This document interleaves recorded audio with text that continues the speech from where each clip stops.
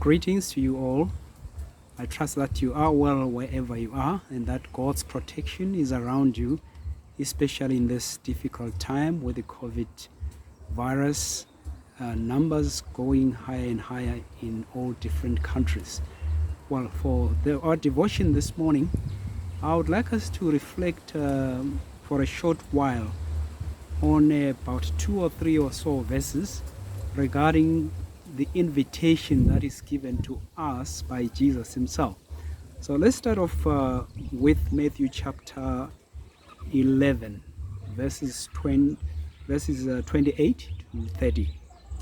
Jesus says, "Come unto me, all you who labor and are heavy laden, and I will give you rest. Take my yoke upon you and learn from me, for I am gentle and lowly in heart, and you will find rest for your souls. For my yoke is easy and my burden is light." What a beautiful invitation that is extended to all of us. There is a reason why this invitation is given to us. If we were to look at this text, Jesus is very much aware that we are carrying or bearing a very heavy burden, and he is aware of this, and so that is why he is giving this extension of an invitation to all of us, that you don't need to carry the burdens, you don't need to do this by yourself. That is why I am here. In fact, trying to fix or to carry the burden of the Lord by yourself, you are not going to come all right. I am the solution. That is why I am here. For some of our young people, they may not be so familiar with a yoke. When Jesus says, "Take my yoke upon you," a yoke, if I may define it the way I understand it and know it, it's a piece of wood, a beam, that is normally used to yoke, to put together two animals that are to carry or pull a load together. The whole idea is that you put together two animals. It could be oxen, it could be donkey, it could be camels, whatever it is. You've got this wooden beam that joins them together so that in readiness to pull a load. It could be a cart, it could be some logs, whatever the load may be. So when they are even, they can pull the load and the load becomes lighter. That's the whole idea. In essence, what it means is that you need to have two animals that are more or less the same height, so that the yoke is not slanted, is not unequal, it is equal. So that when the pulling takes place, not one animal is actually pulling more weight than the other. That's the whole idea. Some use this for plowing. It could be just pulling a cart, it could be pulling whatever load that you may be wanting to do. So Jesus uses this example, which people then were very familiar with, and I hope, having been given this little bit of a context, we can understand that in a normal situation, in the Palestinian situation, which is a similar situation we have in our homes here in Africa, is that we still use yokes of animals, yoke of oxen, to pull some loads, or for plowing, or for pulling some loads, whatever it is. And Jesus is making an invitation, and he says, "Take my yoke." We must take his yoke upon us. And not only that, but learn from him. And then he says, "For I am gentle and lowly in heart, and you will find rest for your souls." In other words, he is saying he will be patient, he is gentle, he will deal kindly with us, not so much as we deserve.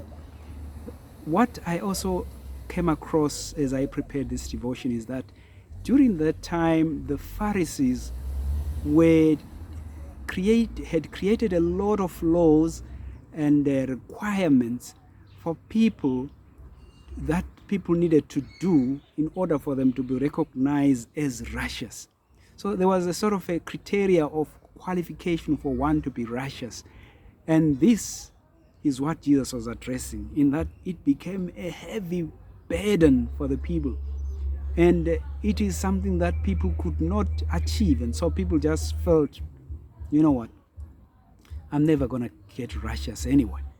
It's interesting in that at some stage when Jesus speaks to his disciples and his followers, he says, unless your righteousness surpasses that of the Pharisees. So in a way, there is something there to learn. They, even from their practice, though it was not right, in that they added to the law, they made their own requirements. It was a legalistic approach on how one could be saved. And that's how they understood it. It was wrong. And Jesus came to correct this perception or understanding, this warped understanding about how salvation could be received. And the whole idea is that salvation is a gift from God. That's why he says he is making this invitation to come unto him, because he's the only solution to our salvation. It is received by faith. By grace are we saved through faith. And the grace is that Jesus then takes our yoke upon himself, because his yoke is light. For in verse 30 he says, for my yoke is easy and my burden is light. In fact, friends, what I'm getting from this verse is that when we accept Jesus and allow him to take full charge and to take full control of our lives, we don't have to try and do things by ourselves. Isn't it Philippians 4:13 says, I can do all things through Christ who strengthens me. And that's exactly what it says. When Christ is taking care and full control, we put him on the driver's seat and we let go and let God take full control. We don't have to be stressed as the rest of the world is, because we know that our cares, our anxieties are in the hands of the one who is able to do more than what we can think or imagine. In fact, 1 Peter 5 verse 7 says, cast all your anxiety on him because he cares for you. So why should we die? Why should we perish? Why should we try and carry the heavy burdens? I don't know what load you are carrying or what burdens you're going through as an individual, as a family, whoever you may be. I am here just to remind you today that we have an invitation that is open-ended for those of us who are interested to take him at his word and accept this invitation. It can only be for our good. That's one thing I can assure you. And maybe let's quickly check at John 15 verse 4. I like this one. It also works with what I've just read. Abide in me and I in you, as the branch cannot bear fruit of itself unless it abides in the vine, neither can you unless you abide in me.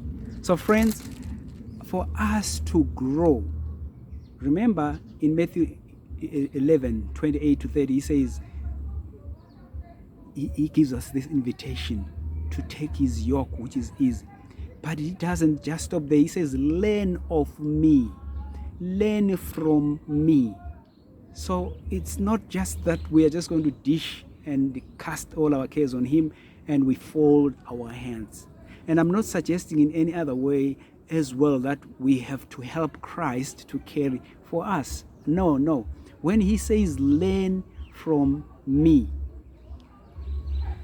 he wants us to look unto him, for he is the author and finisher of our faith. Walk in his footsteps. Live by his word, not walk by sight, but walk by faith. Every step of our lives, when we take him at his word, claim his promises, we are abiding in Christ and Him in us, it just doesn't end there. There is a positive that comes out of it. And He says we will bear much fruit when we do this. So, friends, here is an invitation that I pray you do not leave it. Accept it, grab it with both hands. It can only be for your good. There's another text though that talks about a yoke. I don't know if you have noted it. Let me quickly go through to it. And that is 2 Corinthians chapter 6 verse 14. It says, "Do not be unequally yoked together with unbelievers. For what fellowship has righteousness with lawlessness? And what communion has light with darkness?" I know it talks about something else, but it also fits very well to what we are talking about. And that is when we choose to give our yoke, to hand our yoke over to Christ and to take His burden, His yoke, which is light, we have handed our lives fully to Him. He is the one who says, and what He says must go.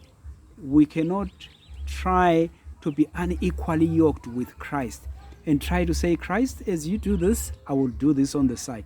It's unequal yoking. Can you imagine if you were to put a donkey and an oxen, or a donkey and a dog, for that matter, as an example? There is unequal yoking there, because the beam that actually puts these two animals together is slanted. One is very low and the other one is very high there. This load you are trying to carry will not go anywhere. It won't go anywhere. And that is the whole idea here. If you are going to have a relationship with a relationship that will make be an hindrance to your growth in Christ, was the text we just read. He said, "Abide in me and I in you." And when we do that, you are going to bear much fruit. You have a relationship with Christ that is a bond that cannot be broken.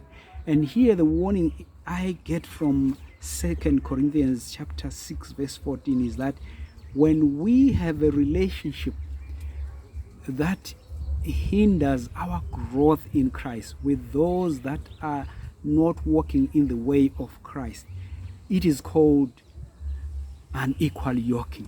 Sooner or later, our walk will come to an end. It will end abruptly.